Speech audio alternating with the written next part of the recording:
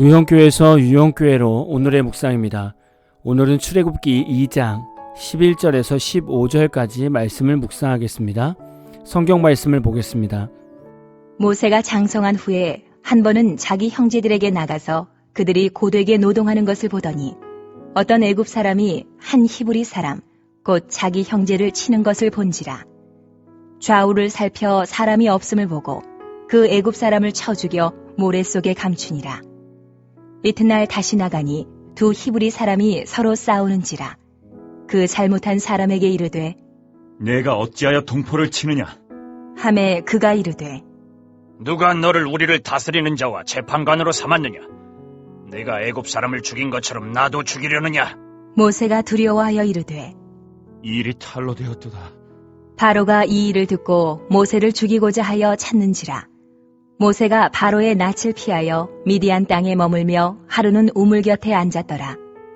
오늘 말씀은 모세가 성장하여 애굽 왕자로서 히브리 동족들의 고된 노동을 보러 밖으로 나간 장면입니다.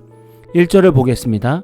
모세가 장성한 후에 한 번은 자기 형제들에게 나가서 그들이 고되게 노동하는 것을 보더니 어떤 애굽 사람이 한 히브리 사람 곧 자기 형제를 치는 것을 본지라. 모세가 히브리인을 보고 있는데 애굽 사람이 자기 형제 히브리인을 때리는 것입니다. 얼마나 화가 났을까요? 12절에서는 모세가 자신의 동족을 괴롭힌 애굽 사람을 쳐 죽여 모래 속에 감추었다고 말씀하고 있습니다.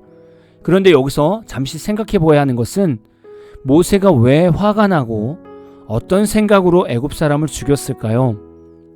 먼저 모세는 히브리인이라는 정체성이 명확했고 자신이 애굽 왕자가 되었다는 것은 모세가 자신의 민족을 위해 무언가 해야 할 일이 있을 거라 생각한 것입니다.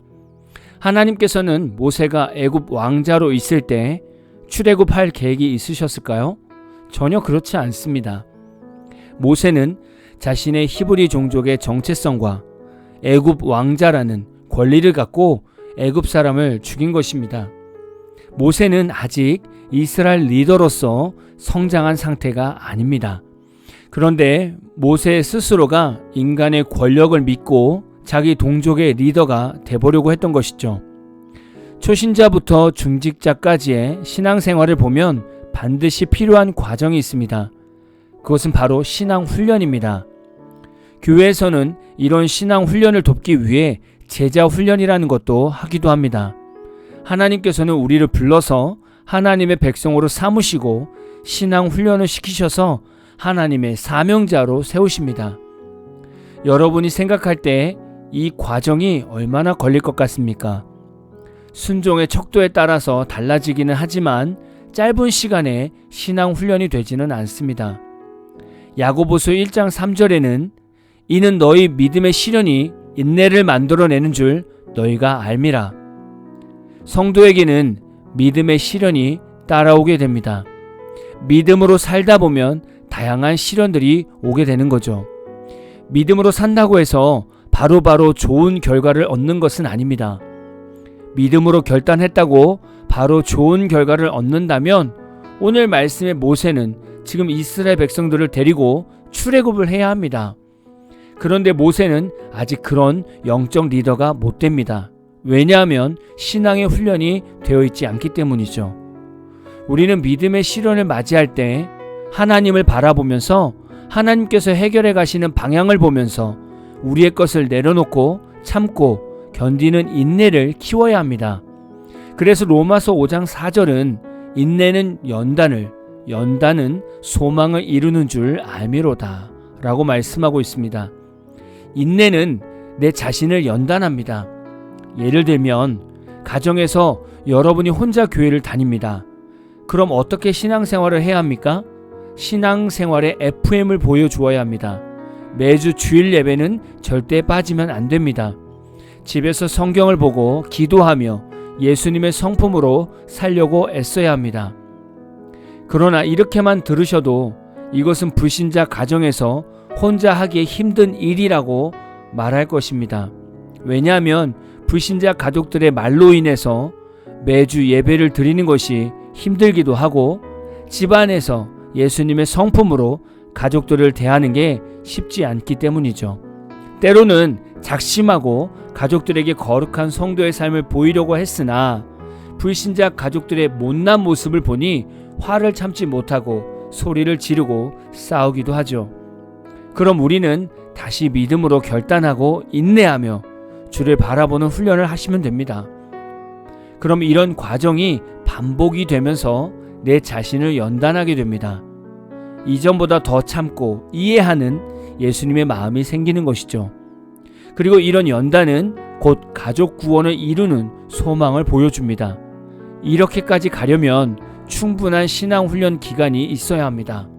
모세는 지금 40세이며 혈기 왕성한 나이입니다. 자신의 열정과 자신의 혈기로 동족의 편을 들어서 애굽 사람을 살해했습니다. 성도가 신앙 훈련이 되지 않으면 결국 자신의 의와 혈기와 인간적 열정으로 교회 일을 하게 됩니다. 이렇게 하면 교회에서 누군가에게 계속 상처를 주게 됩니다. 여러분은 신앙의 훈련을 잘 받고 계십니까? 14절을 보겠습니다. 그가 이르되 누가 너를 우리를 다스리는 자와 재판관으로 삼았느냐? 네가 애굽 사람을 죽인 것처럼 나도 죽이려느냐? 모세가 두려워하여 이르되 이 일이 탈로 되었도다. 이튿날 모세가 다시 나갔는데 두 히브리 사람들이 서로 싸운 것입니다. 모세는 이들을 말렸죠. 그랬더니 지금 이 14절의 내용을 듣게 되는 것입니다. 일단 모세는 히브리인들에게 아직 인정받지 못한 리더입니다. 왜냐하면 애굽의 왕자이기 때문이죠. 그리고 며칠 전에 애굽 사람을 살해한 것이 다 소문이 났기 때문입니다. 모세가 이 말을 들었을 때 얼마나 민망하고 부끄럽고 수치스럽겠습니까? 그래서 모세는 미디안 땅으로 도망가게 되었습니다. 교회에서 성도들끼리 싸울 수 있나요? 때로는 작고 큰 말다툼이 일어날 수 있습니다. 그런데 가만히 보면 어떤 사람이 싸움을 거는지 아십니까? 대부분 신앙 훈련이 안 된 사람이 먼저 싸움거리를 줍니다. 이것은 신앙 연수와 상관이 없습니다. 신앙 훈련이 안 된 성도는 내가 먼저 해야 되고, 내가 하기 싫은 것은 빠져야 되고, 내가 회원일 때는 잘 참석하지 않다가 내가 리더가 되면 모두가 다 열심히 참여해 주기를 바라는 성도가 있습니다. 이런 생각들이 결국 신앙의 훈련이 안 된 것이죠.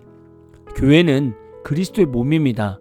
서로 양보하고 서로 먼저 헌신하고 서로 이해하는 것이 먼저입니다. 이렇게 하면 싸울 일도 없고 웃으면서 신앙생활 할 수 있습니다.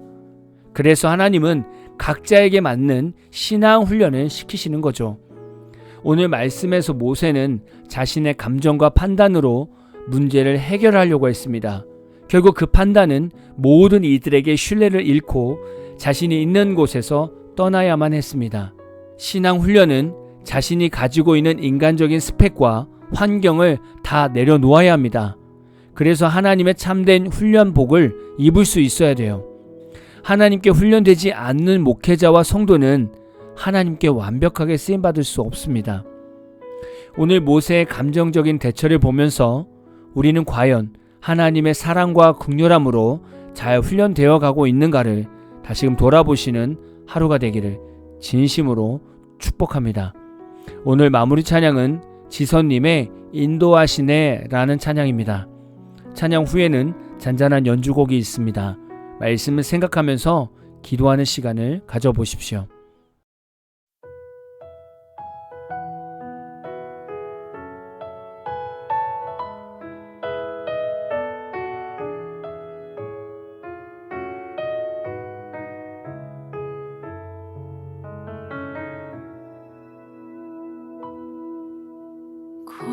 고백합니다.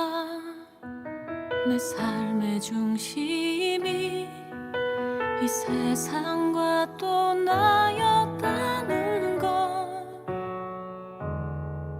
눈앞에 걱정과 기쁨들은 나의 시선이 가려져 왔음을 내려놓습니다. 홀로 고민 끝에 내